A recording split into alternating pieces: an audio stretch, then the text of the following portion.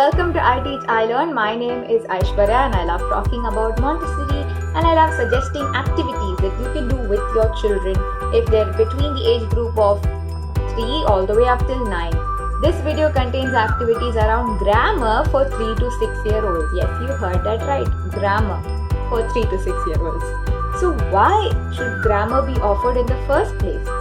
Well, children at this age love words and language. So it makes sense to sort of increase their oral understanding of the words by giving them a hint of grammar in a very concrete and interesting way so that they can manipulate it using their senses. So grammar is introduced with things like the farmhouse material. You have your oral activities, of course. You have a cute little experiment which involve the children going front and back and forth and bringing things to the mat. And you even have the grammar symbols. Now each of these symbols has a beautiful significance which was given by Dr. Maria Montessori herself as she designed these symbols. And it becomes a very concrete material for which the children can now hold on to and use in their work. So as they begin to write, there are other activities that can encourage them to write around grammar. And there's also, of course, your reading activities that just let them explore grammar a little bit more. So the activities I've mentioned in this video involve a bit of grammar, but I would request you to just see if your child is ready for it based on their vocabulary levels. When we speak about vocabulary, we realize that when we introduce a little bit of grammar to the children in this manner, we are able to explore new areas of vocabulary or words that we may not have introduced to the child in the first place. The child is, of course, still very sensorial, so working with their hands is still a very essential part of the primary environment. And these activities are actually more suitable for the transitioning children. And these are the children who are slowly showing signs of being a second plane child. And to find out more about the characteristics of the second plane child, you might want to click here. So they may be a little more curious, they may be a little more interested in reading and maybe slowly moving into abstract. So they soon realize that the language they speak has a sense of order in it. And it becomes very beautiful when they're able to take a sentence and cut it up and jumble it around and place it in the right way and place the correct symbols for it. And this really engages the child on a sensorial level rather than giving them worksheets or textbooks, which may hinder this possibility.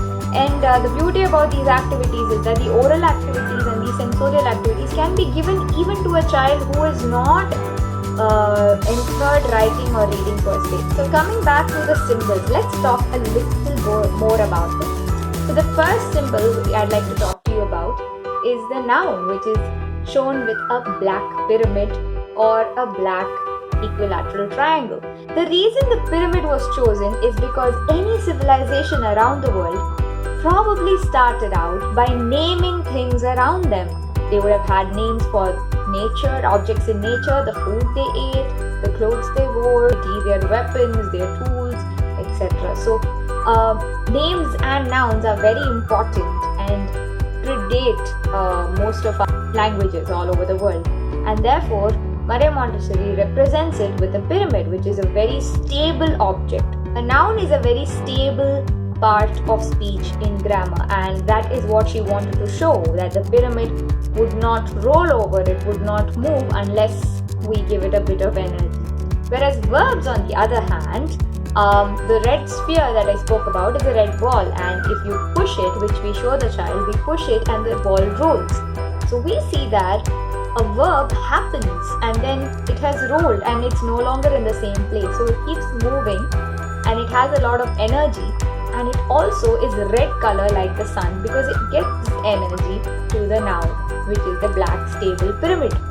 Learning more about the parts of speech and how sentences are arranged logically, children soon find that because of their grammar work, they are able to make their sentences a little more interesting, and grammar directly helps them improve their writing. both the ways of expressing themselves as well as functional part of writing. So I hope this gave you a little bit of information about grammar in the primary environment. Check out the activities you'll actually enjoy doing them with your 4-year-old or 5-year-old. This is meant for children who are slowly, getting interested in writing and reading. Or if they've already developed an interest in books, definitely you can just try out the oral activities and see how surprised they are when they enjoy it. So check out the activities.